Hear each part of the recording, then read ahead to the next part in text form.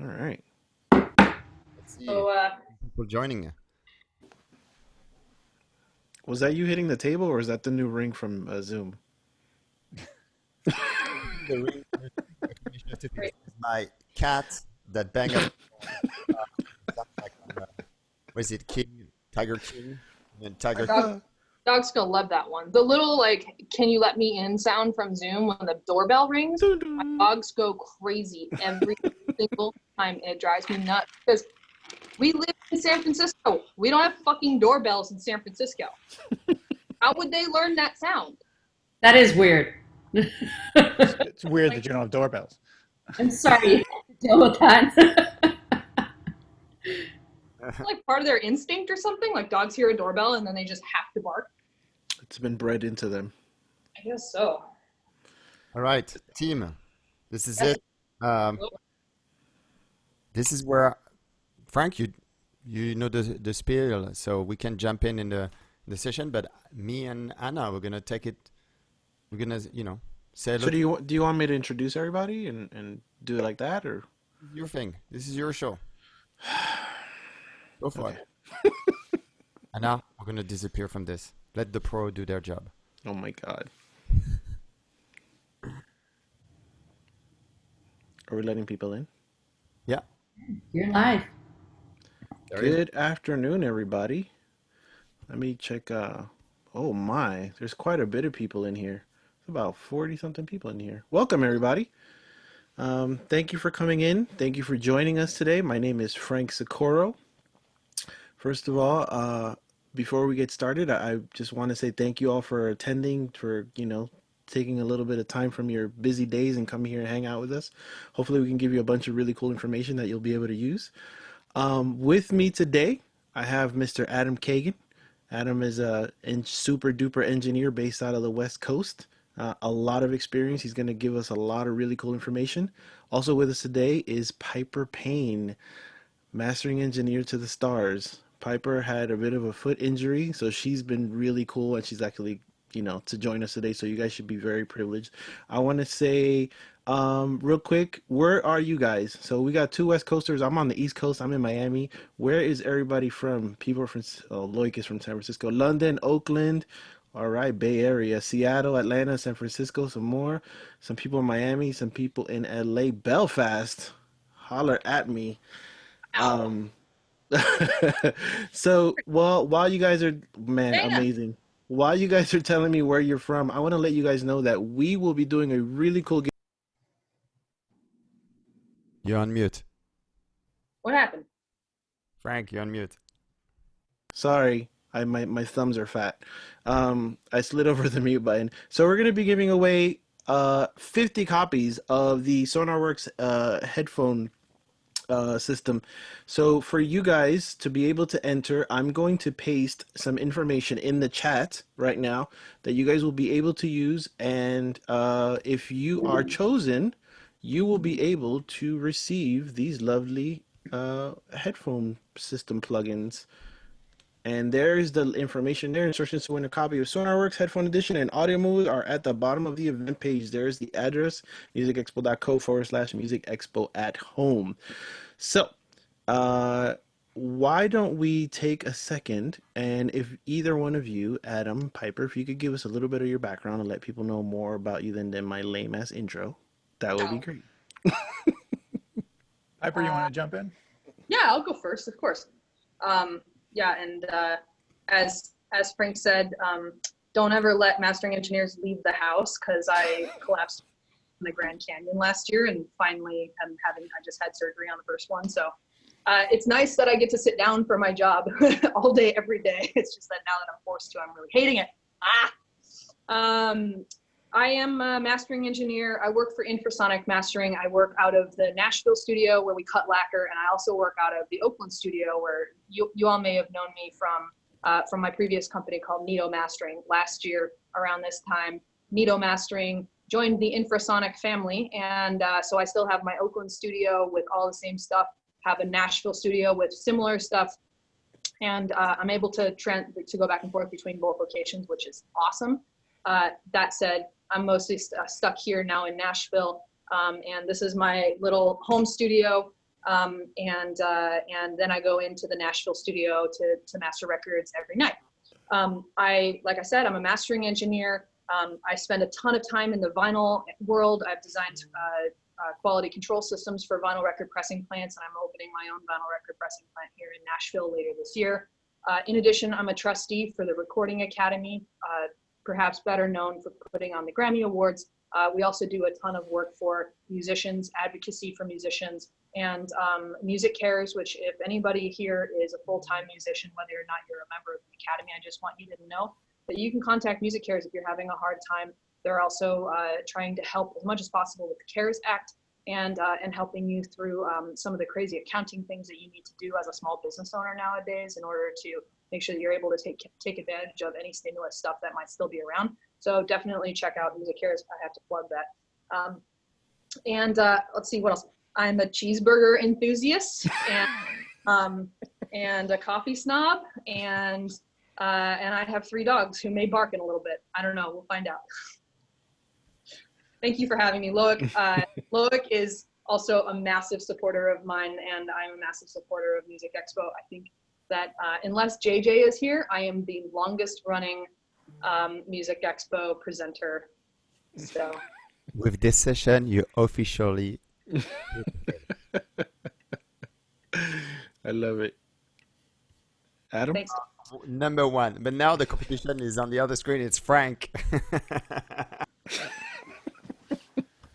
All right, my name's Adam Kagan. I'd like to thank Loic and the Music Expo for having me. This is going to be a really cool program today. I don't want to get into it right now, but it's going to be, like you guys know, about working at home. I'm an independent recording engineer, mixer, mastering engineer. I have my own studio in Hollywood. I also work kind of part-time as chief engineer for Chalice Studios in Hollywood, formerly at Nightbird Studios in Hollywood. Do tons of records, mostly indie artists now, which is more fulfilling, I think, than 3 a.m. vocal sessions for the newest hip hop star, but that's a different topic. I have 1 dog. Piper's got 3. She got me beat. He won't be barking today. He's not feeling well. I also spend a lot of time educating. I work at Musicians Institute, teach a mastering class there and some music production classes.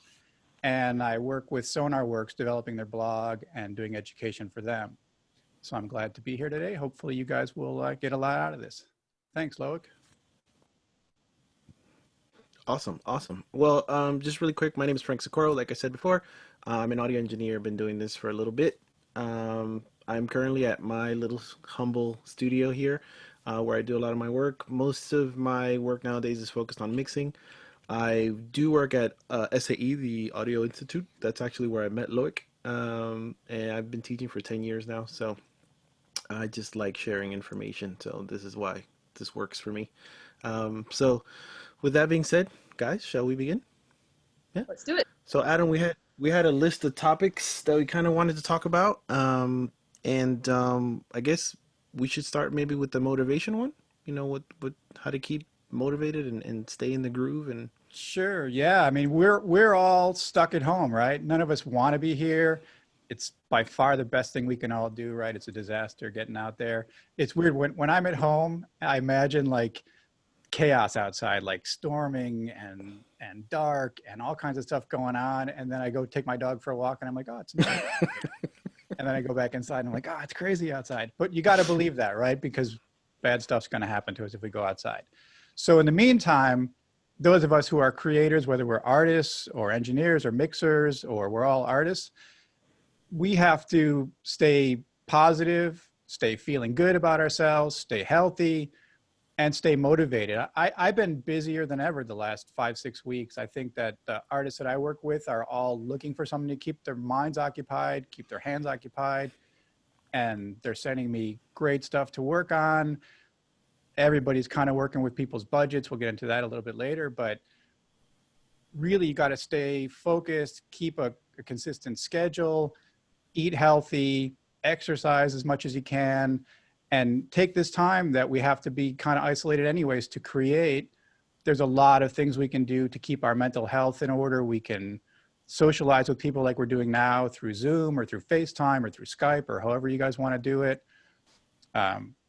keep in touch with family. I know I've been talking to my family more the last couple of months than I've talked to them in years. My Ditto. family's all on the East Coast and Midwest, and it's like once a month I'll call my mom and say hello, and now I talk to her every day. So I think that's a really positive and healthy thing. And it's just really about staying focused, staying happy, staying healthy. And I'm sure you guys have some tips. What do you guys think about that? Yeah, Piper. absolutely. Frank?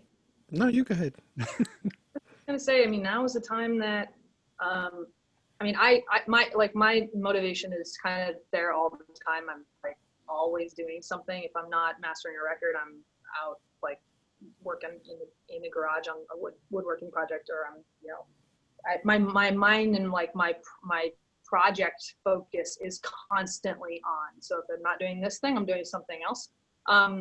One thing that I have thought about a lot, especially for folks that are kind of up and coming in the industry, is about how incredibly accessible your idols are right now, because your idols are idle. We are not always, yes, a lot of us are busier than ever, but some folks are not able to even access their studios. Like some people that are out on the label lots, or sorry, the motion picture lots, or that are working for big labels, a lot of those companies are completely shut down. And so those folks are either working from home or are spending more time with their families or whatever, but they're also way more accessible and way more easy to get a hold of. So I think that's a huge positive, especially if you're coming up in your career and you want to, get some informational interviews, or have somebody, give you some advice, or like learn how they did that one thing, or how they got that one guitar tone. Now's the time to get in touch with them, because they're not going to tell you they can't talk to you right now. That, of course, it's a double-edged sword, because now everybody's accessible all the time. So we get like Zoom fatigue, and we get, there's no more excuses of like, oh, my car broke down. It's Right. like you kind of have to be around and available all the time. But I think it's super cool, and it's a really good positive way of looking at it. It's like, now you have time to hone your craft. There is no excuse for you to not have good editing chops if you have a workstation sitting in front of you.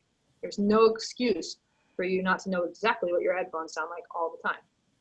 There's a ton of information. There's a ton of really cool tutorials and online videos and stuff that you can go take a look at. Anything from like what Waves is doing to Produce Like a Pro to Pure Mix to any of those. They've got like the biggest people in the business on every single day now. So if you're interested in audio, you're interested in music, like that's the time. Now's the time to get that seeping in and get as much information as you can possibly download, and work on your skills, work on your crafts. This is really, I'm sorry to interrupt for a second, but this is really like the golden age of collaboration, because when I was coming up, I'm not sure about Frank and Piper, but I'm sure it's the same. In the late 90s, early 2000s, if I was doing a session at Record Plant, Dave Pensado would be in the next room, and we would have lunch together and chat about what we were working on. And there was a lot of collaboration because we had to go somewhere to work where other people like us were working. And now we all kind of work in our own rooms with our doors shut, and we only see people when we're not in our rooms, when they're not in their rooms. So now we're all in the room together because we're all on Zoom, we're all doing FaceTime, we're teaching online, everybody's there. So now, especially with again, like guys like Pensado and guys like Warren Hart who are sharing so much, we can learn things so quickly, and so much information is available with just a Google search now that it really, really is an exciting time for entering the industry. Those of us who are around now are like, we can't keep secrets anymore. You're so sweet about it though, Adam, because I'm like, now's the time, hone your skills, get disciplined, do work. And you're like, well, if you want it, it's there. I also think it's great. One of the great things is that now is a great time to experiment. If you wanted to try something, or you wanted to learn something, or maybe you wanted to record that guitar in the bathtub, now's the time. There's no reason not to do it. Don't put electronics in the bathtub, kids. But yeah, I mean, like these guys were saying, there's tons of information out there, and even professionals are also watching those videos and trying new things as well. So don't feel any type of way like that we don't do that stuff. We definitely do that stuff. And what Adam was saying is correct. We used to be able to go into a studio and so was next door, and then who's coming in tomorrow, and hey, this guy left his session up, You know, like they didn't clear Yeah. the board after he left. Like, what is he doing? You know, so like you kind of have that ability now to get all that stuff and get all this free information that can help you get to that next level. Because, you know, as for me, like the studio world, you know, the assistant thing isn't as you know big as it used to be. There's aren't that many studios where you can go and be an assistant and sit under these people and watch them work. So now is a great opportunity for kind of like level the playing field for everybody to kind of get a chance to hear all this information and you know watch people do it and hear why they do it, which I think is really important because I think there's a lot of information online that tells you how to do things, but I think it's really important, like, why do you do this? You know, when would you do this? Why are we doing these, you know, why are we doing these processes in this specific situation? So I think that's really important. And if you get anything from any of these music expo sessions or any of the classes you're taking, like, you should try to kind of figure out why it is that they're doing it, because I think that's really important. So I think Yeah. that's something that like that is one thing that cuts a line right through the bullshit and cuts a line right from the people that are, you know, just kind of still trying to figure it out and like throwing spaghetti at the wall, to the actual folks that know what they're doing and the professionals. Is that why? If you can say why you are putting the guitar in the bathtub, hell yeah, do it. If you can say why you chose this mic array for those drums, or why you decided to reverse that thing, whatever it is, I think that really is the mark of maturity as a creator. And now's the time that there's no pressure. You can figure all that stuff out and figure out the why. Yeah, along with all this, you know, I see, I'm looking through the list of people who are attending, and I see some students that I know there. A lot of young people are in here. You guys have an advantage because you are used to working from home, right? You guys already have your laptop at home. When I was coming up, there were no laptop studios. You had to spend $100,000 on a console and tape machine and outboard gear to even write a song, right? Let alone record and produce things. So you guys have a huge advantage of knowing that part of it. And now the learning curve for you guys that's immediate is learning the collaboration part of it. How do you get tracks back and forth to people? How do you work with people online? There's a lot of programs. We'll get into some of those specific programs later, but learning the technology of how can I work with the guy down the street who I can't actually walk over and sit in his living room with him and work together. So the problems have changed a little bit, but there's a big advantage. I get calls from artists who are known artists who are calling me saying, how do I record a vocal at home? Like, what do you mean, how do you record a vocal at home? You're, you know, whoever. And they're like, well, I only go in the studio and someone else does that for me. So literally these are like A-level artists who don't own their own vocal mic. They don't own their own interface. They don't know, should I be running Pro Tools or Logic or Audacity? I never do it. I've seen it, but I never do it. That's fine though, because I mean, we've been their creative facilitators, you know, or technical facilitators for their creativity, and I think that that's okay. I do think it's really funny that they wouldn't know the how to plug in a microphone, but that's It's a generational thing, you know. Everyone, it is. the young people Yep. all grew up with the computer in their hand, and older artists were just the artist, not just the artist, but they were the artist, not the engineer. Isn't that not a the nice producer. Oh, like when you didn't, I mean, this is maybe one of our topics for today is like not having to do everything, you know, making sure to collaborate. I mean, it's, yeah, obviously an artist, if they want to have a vocal recorded right now, they probably kind of have to, but in a lot of the like normal life collaboration stuff, there's so much pressure nowadays for DIY folks and people that are working at home to have to do every single thing, every single part of the process. And I don't know if that's a self-imposed responsibility, or if it's just out of necessity, or because people like to collect titles. But it's interesting to me when somebody's like, oh, like you can record that vocal way better than me. Why don't you do that? And that's such an exception to the rule now. Well, that's a great point. And that point goes to, if you're an artist and you're creating at home, it's your art. Nobody else should be telling you how to do it. And maybe when you get stuck in a situation where you're in a fancy studio and you're paying an hourly rate, or someone else is paying for your time, you feel pressure to deliver something that somebody else expects, that, you know, somebody else is paying for you to do this, or somebody else is producing you. And now it's all about creating your own, what you want to say, right? I mean, all of us are taking the time to kind of work on our own stuff, whether it's Piper's woodworking stuff or Frank's, whatever you do with your thumbs. I don't know what you guys are all doing, but practicing your cooking, whatever it is. If you're an artist and you never got to write your favorite song, write your favorite song now. Write about the thing you never were able to write about before because you had to worry about commerce. Worry about the art right now. Yeah. Yeah, somebody posted in the comments that it's sometimes it's a pride thing. I think sometimes it's a little bit of that, but also a lot of, especially like in the hip hop world, a lot of younger people have grown up watching certain producers, and well, it almost seems as the producer does everything, because Well, they, a you lot of know, times, yeah, this picture has been painted of this person who, you know, made 10 beats a day for X amount of years, and then, you know, they recorded everything in their bedroom, and it's like, that's great, but sometimes people do those things out of necessity. It's not because they chose to do this. um and, you know, I kind of have the same feeling sometimes about like technology, when people will like, sometimes romanticize certain things, like, oh, so and so recorded this whole album in their bathroom, and I was like, well, it's not because they wanted to, it's because like that's where they had to record. So, um, I think sometimes that whole like I do everything is a little bit of that. Um, but it's great when you learn that other people can help you, and sometimes it's better if they do. You know, I think the collaboration is amazing. There I just became think a it's all. time. Go ahead, Go ahead. Piper. I was just gonna say, I think it's just all about like serving the project and what makes the project as amazing as it possibly can be. And there are so many.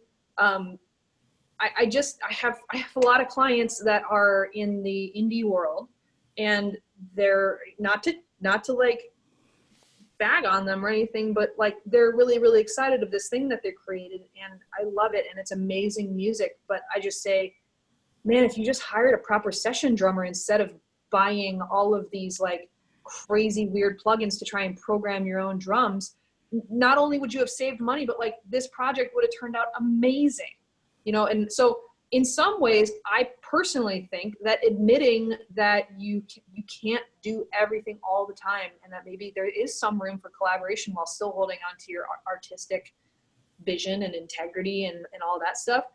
That's what was so beautiful. Like that was one thing about what was beautiful about labels before, right? Because there was a filter process, and there was a process of somebody going, hey, this could sound better. How about we bring in XYZ person to do this for us? And Frank, I totally agree with you about like the image of like the producer who is ordained from, you know, from above to be able to have all of the skills to do all that stuff all the time. But the fact is, if they're making 10 beats a day, they're honing their craft 10 times more every single day than the next guy was. So that's why they've made it to the top. Mm-hmm. It's not necessarily that they wanted to do all that. I totally get that. I just think that there are some genres where there is room for collaboration. I think that admitting and owning the fact that maybe somebody's better at something else just makes you a better human, and it will maybe give you some friends. Absolutely.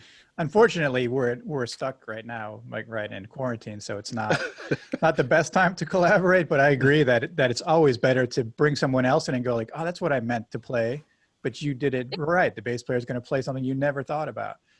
But as far as there was at a time, what Frank was getting at is the producer as artist, right? Whether it was Babyface in the 90s or Timberland or Dr. Dre, they were bigger than the artist in a sense.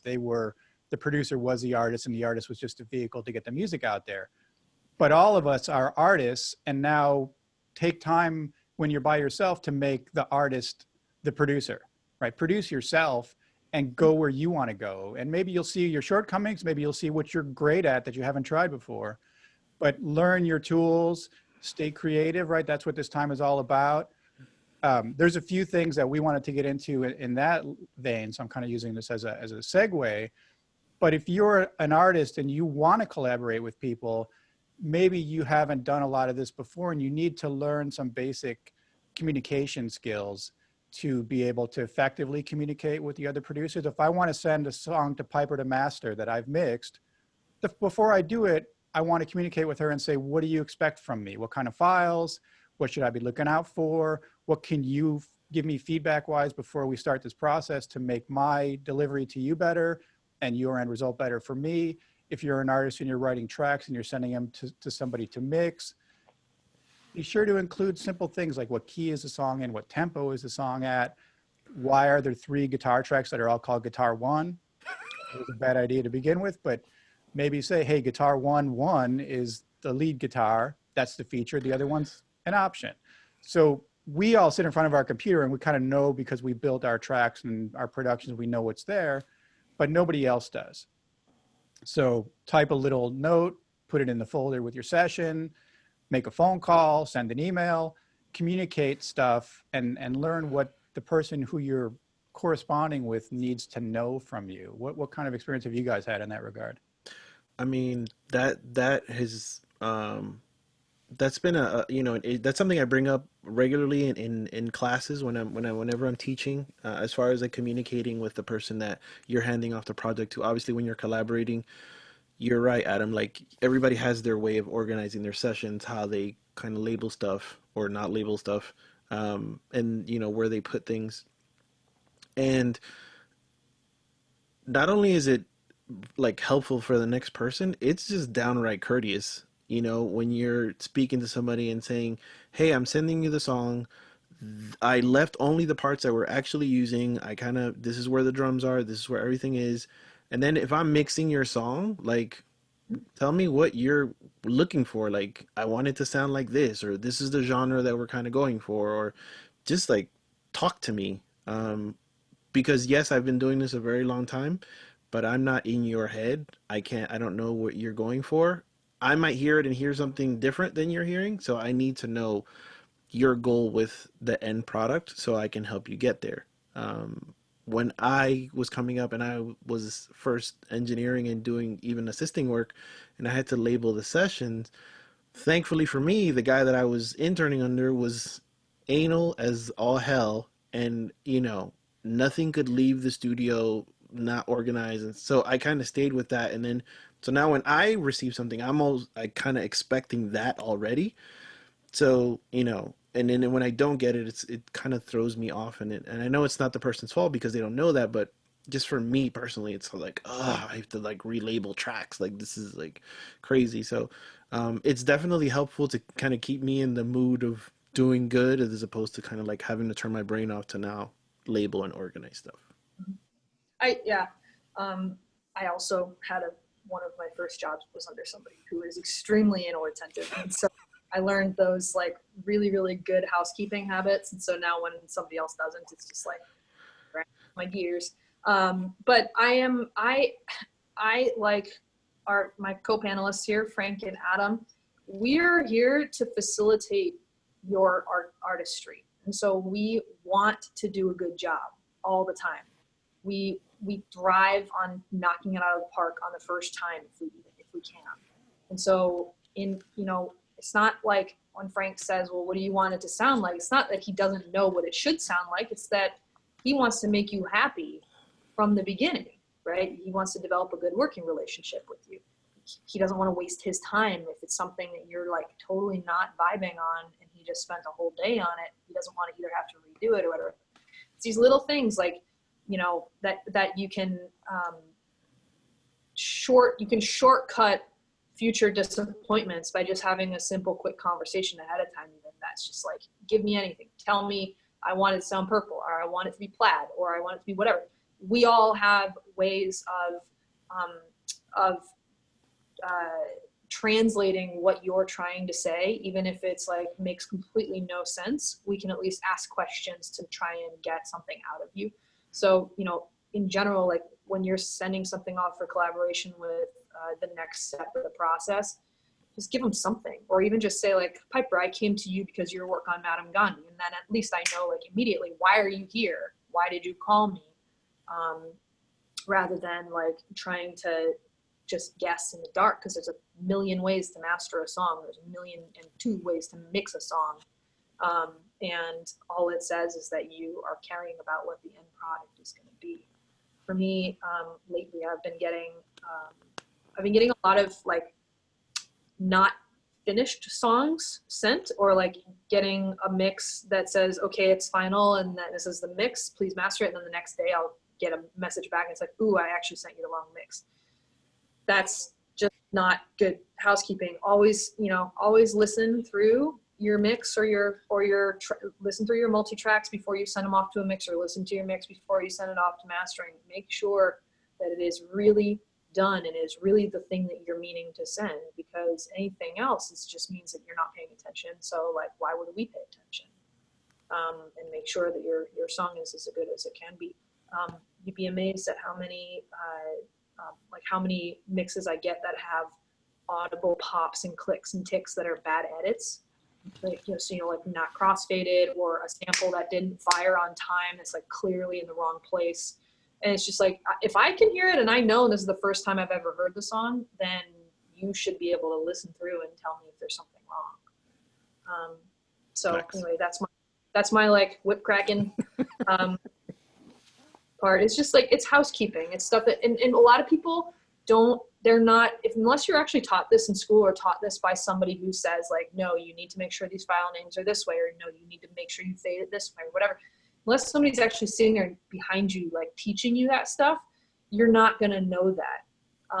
But so make sure that you have that conversation with Frank ahead of time or Adam ahead of time to say like, what are you expecting this to have?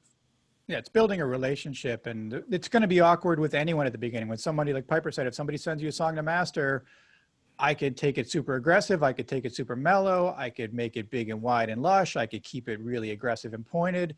And I don't know what you want unless you say, I love this and this and this and this about what I did, but I also love these other things. And there's no right way to communicate that, but you need to start that communication. And then the next time you work together, it's even better. And the next time it's even better. And that's how you find people that you vibe with and gel with and build those relationships. I think Hannah's got some questions, I think. Yeah, there's some questions here just in the Q&A. So this one is kind of related. This is a songwriter, Frank Verdejo. He wants to know, how can songwriters start to get their material heard by those who don't accept unsolicited material? And what can songwriters do to start getting on the radar once they have some cool songs? Any tips, guys? To you, Frank? Once you have some cool songs, write some more cool songs and keep writing. Because it's all about the song. I mean, if you make a song that's undeniable, then somebody will hear it and somebody will love it, period. And build a SoundCloud page, build a Bandcamp page, get on social media, follow people on Instagram, on YouTube, whatever. You got to promote yourself. It's all about, I don't want to sound cliche, but it is about building your brand. Mm-hmm. And it's not a time anymore where you walk into a publisher and go, I'm a songwriter, pay me. And they put you on salary and put you in a room to write songs. Now it's about you prove yourself first by building a fan base, and then the record companies and the other writers and artists and publishers come to you. And don't discount your friends and your family as the beginning of your fan base. Those people already like you as a person most of the time. So well, maybe not you. So that's why I'm here at the studio all by myself. No. So sometimes reaching out to them or letting them know like, hey, support my page, and just kind of, building up stuff that way is a great way to do that. And then I agree with Piper. Once you write some cool songs, don't stop, keep writing, because cool songs are great. Somebody had a question for Piper. How do you like the PMC speakers? I'm looking to pick up a pair down the road. PMCs are pretty freaking great, gotta say. I have the BB5 XBDs in my mastering studio in Oakland. We have a pair of BB5 XBDs at the mastering studio here in Nashville, and we have another pair at the mastering studio in LA. And then I've got a pair of Result 6s here, which are amazing. I think personally, best speaker under 10 grand. And guess what? They're only 3. So they're pretty great. Nice. Yeah. And then go ahead. Sorry. I wanted to just piggyback one quick thing on when the folks that were asking about getting your songs heard. It's important that when you are going to ask someone to listen to your song, there's a really important, like a special way to do it. And I personally I don't really write songs anymore. I don't try and, I'm not like trying to be an artist or anything. It's just that I see these things and I see the way that artists portray themselves and the way that they present themselves, and I see what works and what doesn't. The artist that says, hey, this is my song. I did it as fast as I could. I didn't really spend any money on it. I did it all by myself. Here's my CD. Will you tell me what you think? Or like, can you listen to it? Like, that CD is going in the trash immediately. First of all, because it's a CD. Second of all, I don't have time for that stuff. What I do have time for, and most people, even if they're not taking like unsolicited material right now, most people will at the very least react positively if you say, this is my music. I wrote this song. I did the very best I could with the resources that I had.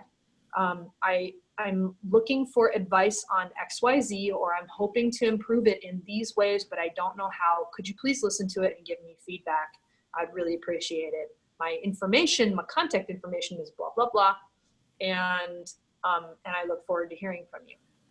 I don't see how anybody would be upset or offended if they got a nice email like that, or had that contact at a party or an event or something like that. Absolutely. But it's really, really important. If you want somebody to value your work, you have to value it first. And don't be a douche about it. Just be honest about where you're at. Recordings are snapshots of where you're at in your artistry and where you're at in time even. I mean, recordings are time travel to begin with, right? And so if you are making a recording, use the best resources you have at the time, get it done, get it out there if you want to, but make sure that you're valuing it. Awesome. Yeah, and don't fall in the trap of paying people to review or critique your music. Like, none of us would ever do that. If somebody sends me a song to review, I'm either going to review it or I'm going to say, I don't have time right now. I'll get to it when I can get to it. But I'm never going to say, for $20, I'm going to critique your song. That's a bit of a scam. So be careful of that kind of thing. Yeah. It is a scam. For me, if you just approach me and you're honest and say, hey, I just started out, running the song, you have a chance to listen to it. My response is usually, yes, I'm going to listen to it. I'm not going to listen to it right now, but I promise that I will listen to it. And I do always come back and listen to it. And I will give you feedback. And that's the only thing that I ask, is that you be open to my feedback, because I'm just going to tell you the truth, because I'd be doing you by just telling you that your song is cool if it's not. So, and it's ask what kind of feedback you want too. I mean, I'm not trying to drag this down. Production or mix. Yeah. Just say like, how do the drums sound to you? Like, what's the vocal production sound like? Real quick, let me circle back to, before we get away from this, the PMC idea, because they asked about your PMC monitors, and they're not the least expensive monitors by any means.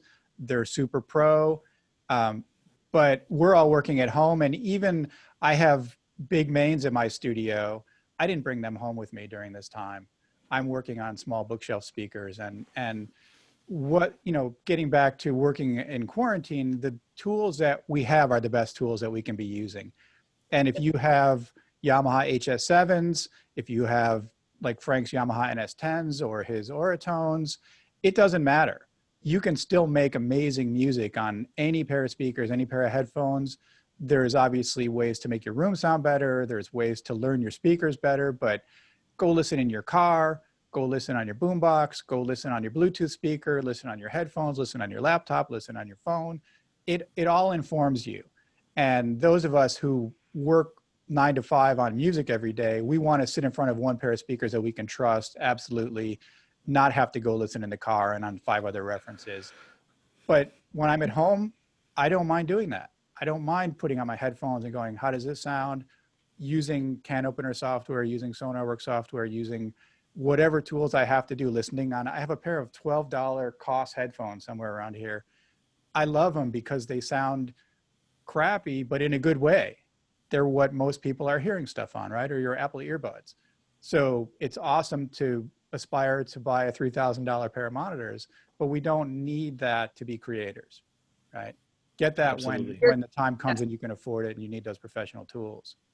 Yeah, you got to learn what it's just the lens that we're listening through. I mean, at some point you do need you'd need actual professional tools. If you're going to be a professional and you're going to be doing other work for other people for money, you have to have some level of professionality. You can't be mixing records on a pair of earbuds. But I'm a complete proponent of it. Does not matter what set of speakers you have. I was Focal for a very long time before I moved into Meyer and then into PMC. But I think that more than anything, you have to learn your speakers, make sure they're set up right. If you have a pair of $20 Logitech speakers, that's great. If they're in phase and you're set up in the right place in your room, that's going to be more helpful to you than if you had just like thrown them on the desk willy-nilly. I think it's really, really important to be able to know your system and know what you're listening to. And you're totally right, Adam. Everything you have informs you of what you're listening to. Absolutely. So I think probably now would be a good time to maybe talk about some of the tools that people can use nowadays. Adam? You had some stuff you wanted to. Yeah, I bring mean, up? we're using Zoom right now, and I teach over Zoom. Zoom is awesome for collaboration. You can share your screen. You can let the other person control your screen. You can play stereo music. You can play right out of Pro Tools or out of Logic in stereo and talk at the same time. It's free. Whether you like Zoom or not, that's a whole different debate. There's other more professional tools like Avid provides Source Connect, which is a plugin and a subscription that you need. There's good and bad about that, but it is what kind of the major studios like to use. If you need to collaborate, I watched one of these kind of workshops last week, and Ann Mincelli, who's Alicia Keys' engineer, was talking. She's in LA and Alicia's on the East Coast, and they use TeamViewer software. And that allows Ann to control Alicia's computer from anywhere in the world, pretty much in real time. So Alicia wants to record at home while Ann is 3,000 miles away. They can kind of be in the same room together and work on the same computer together. So there's TeamViewer software, there's Source Connect from Avid, there's Zoom. Have you guys ever played with Jamkazam? I've tried it. I don't know that. We weren't able to get it to work. We had like a really tough time with it. We were trying to do something at the school, and it was kind of not. It's Really. probably swamped like everybody else right now, but Yeah. it's meant for rehearsing together, co-writing together. You can record separately at the same time and send each other the files. I have a friend who's working on that Aretha Franklin movie right now, the biopic. Oh, cool. And they're using Jamkazam to do collaborations with songwriters around the country with different producers. And then like a $40 iRig interface for your iPhone, right? That's how you can get onto Facebook Live. That's how you can get onto Instagram Live or any of that kind of stuff. Have any of you guys used the OBS software for streaming stuff? I have. I've used it. I actually downloaded the Twitch version yesterday, which gives you a little bit more options when you're interfacing with Twitch. Somebody in the chat actually mentioned something called Ohm Studio. I haven't heard of that one before. They said it's for collaborating live multi-tracking. I use Audio Movers. Audio Movers. Early adopter of Source and Source Connect before they Source Live before they were any part of Avid. Yeah, so explain how you use Audio Movers, because that's a great program. Yeah, I'm going to be using it at my little talk at 5 p.m. Central in a little bit. But you can stream any resolution that you want right out of the master output of your workstation, and all it requires is a little account. I think it's like $10 a month, and then you put it in as a VST, AU, AAX, whatever you want, as a little plugin on the output, and it's bit transparent. Goes out to a server, and then you send the client a link, and they have basically a receive link, and they can go on and watch in any browser. It's also iOS supported, etc. And then you can do a receive link too, so you can receive audio backwards from somebody else who has a workstation. You can record into your workstation or collaborate that way. So it's a virtual way of somebody sitting in on your mix or production or mastering. And yeah, and I do the same thing. I send a link, they log in on their browser, and then they call me on FaceTime, and we can chat over the phone, but they can hear over their studio speakers or headphones my mix in real time and say, hey, crank the vocal up in the second verse. Let me hear that. And it's like 200 milliseconds of delay. It's really quick. I used to love Source Connect because you could have like a virtual control room. And even when I wanted to, like, you could do it all in the same app. You didn't have to have like a second device or anything. You could just hit there, like when you went to talk, it would dim the output level. So you could actually talk over what's happening. They can talk back to you. Cool thing about Audio Movers, it's just really, really lightweight. I don't see Adam yet. We have all of our people back? Okay, cool. There's a good amount of them back, yeah. So now I started talking about Zoom's competitor, Source. So cut me off. That's all I had. There's amazing collaboration, and I think that any way that people can connect and talk and be live together is amazing. And it's kind of crazy. Like, we're going to space and back. Anything that happens in the meantime is like just part of it. Like, this is amazing technology that we never would have had before. Absolutely. Now, I think there's a lot of things that we probably would have not even tried hadn't it been for this situation. So there's kind of a little bit of a silver lining. I know, Piper, that, we're kind of almost coming to the end here. I know that you wanted to talk a little bit about finances and stuff like that, and like things that up and coming writers, producers, engineers, anybody in the audio business is probably dealing with right now, and maybe some suggestions on things that they can do to kind of, alleviate some of those stresses. Yeah, and I think Adam would probably voice similar concerns as me, but we all work on our craft. We all work hard. Everybody is just trying to get by, and a lot of folks aren't even fortunate enough to still have a studio to work out of.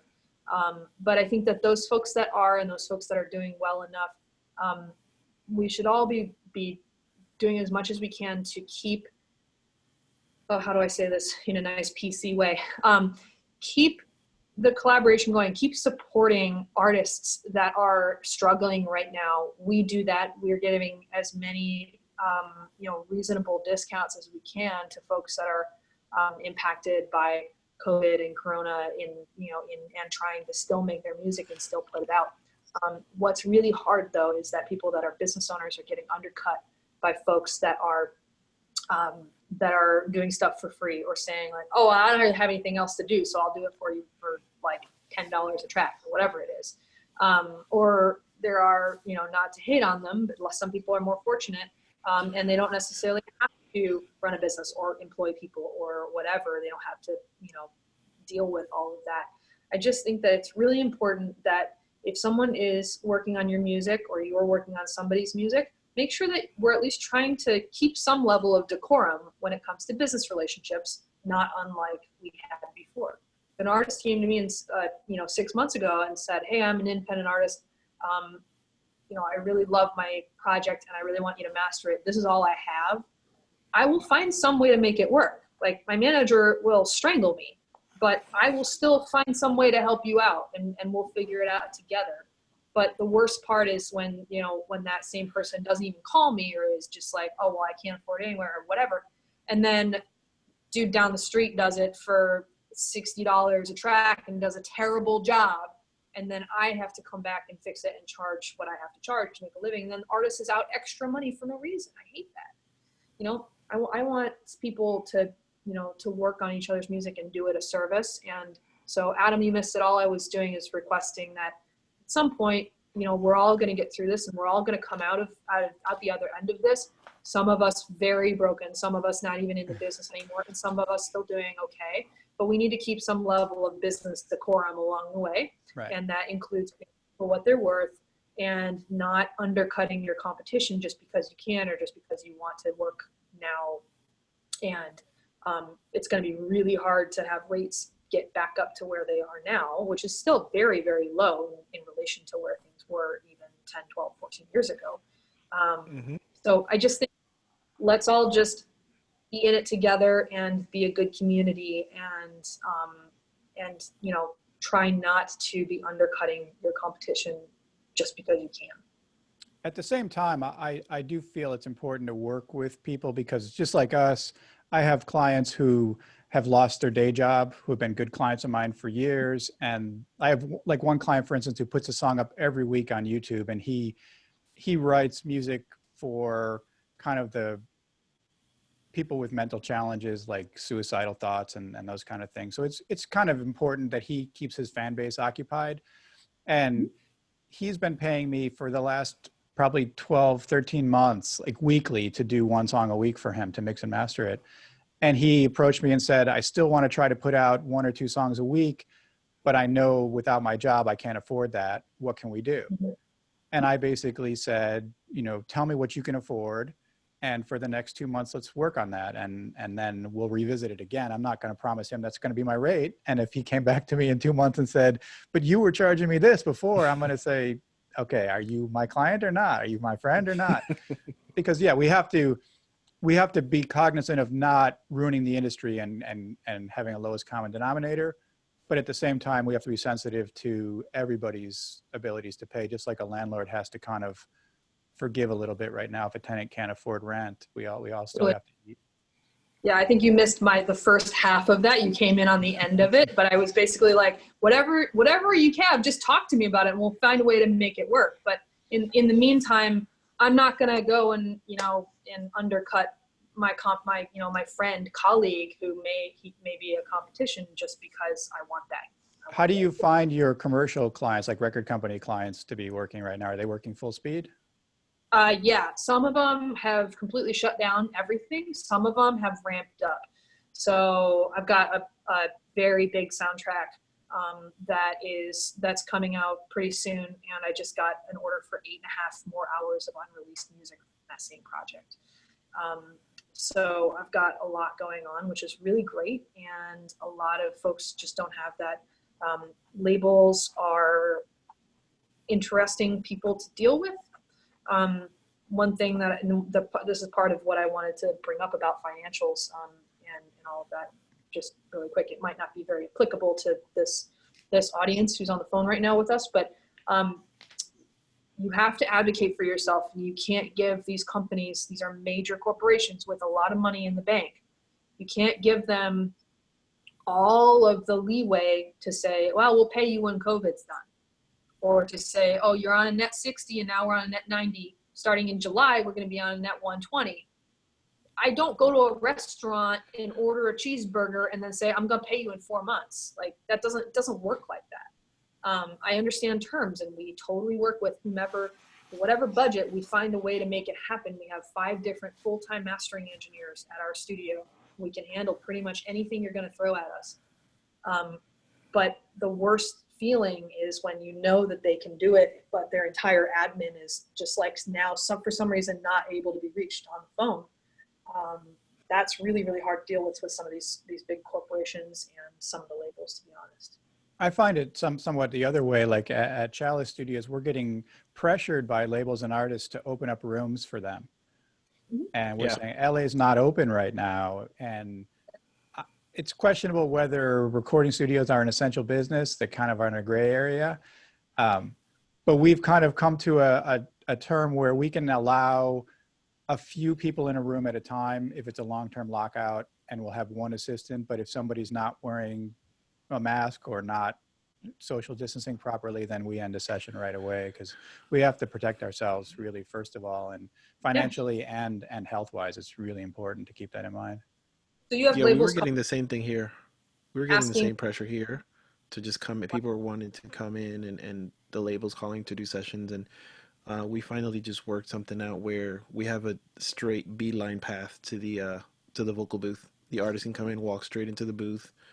They don't even come in the control room. We do the recording, and we send them the recording, just to kind of keep it going. So, but yeah. Well, I mean, we have to do whatever we can, right? Definitely. It's just that, not paying your bills or saying, oh, now we have new terms when you're in the middle of a project is not cool. That's all. Definitely not. Hey guys, so they're giving us the wrap it up light. So want to say thank you to Piper and Adam. Thank you guys so much. If you guys want to drop any info or your socials in the chat, please go ahead. In 2 minutes, there's going to be another panel. I'm going to be on there with my good friend Javier Valverde. I want to say thank you. Can you guys give me a number 1 in that chat, or a clap, or give me something to thank these guys for? Oh, there you go. That's what I'm talking about. Loic, do you got something you want to say? Yeah, and first I want to apologize for the little glitch. We didn't know we could do the sound check for the other one, and we drop everybody off. Piper suggested to get everybody maybe like titles, or tell us what you want, and maybe they can drop it in the chat. Oh, I was just gonna say, I was looking through some of the audience members, and I didn't know who some of you are because there are like usernames and stuff, or like different handles. I thought it'd be kind of neat for us to know not only who you are, like first and last name, but what you do. So like Piper Payne, mastering engineer, or Frank, producer, or Adam Kagan. So all of the amazing things that you do every day. Jack of all trades. It's smart for you guys for networking more than anything. Yeah, so that's a great point. So if you don't know yet, we have created a Slack channel, which we can drop the link here. Music Expo at home /slack.com. You should have received an email or a million messages from me today with the link, with an invitation, because I understood that the link doesn't work necessarily. You need to get an invitation. So make sure you head to Slack. There's a channel for this presentation called Making Music in Quarantine. Drop your name, drop your what you do, where you're from, so we help with networking. Also, I'm going to drop the link here, but make sure you visit this page, which is Music Expo.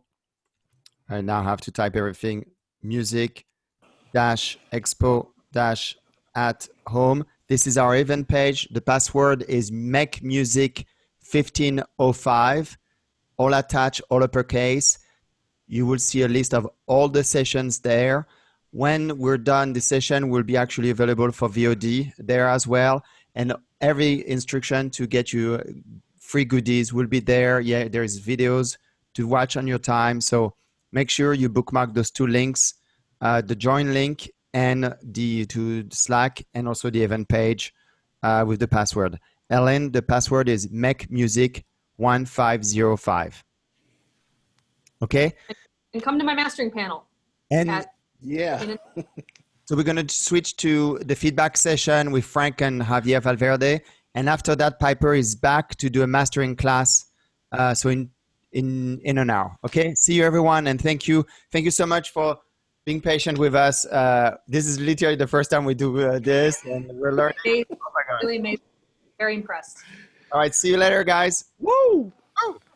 Bye.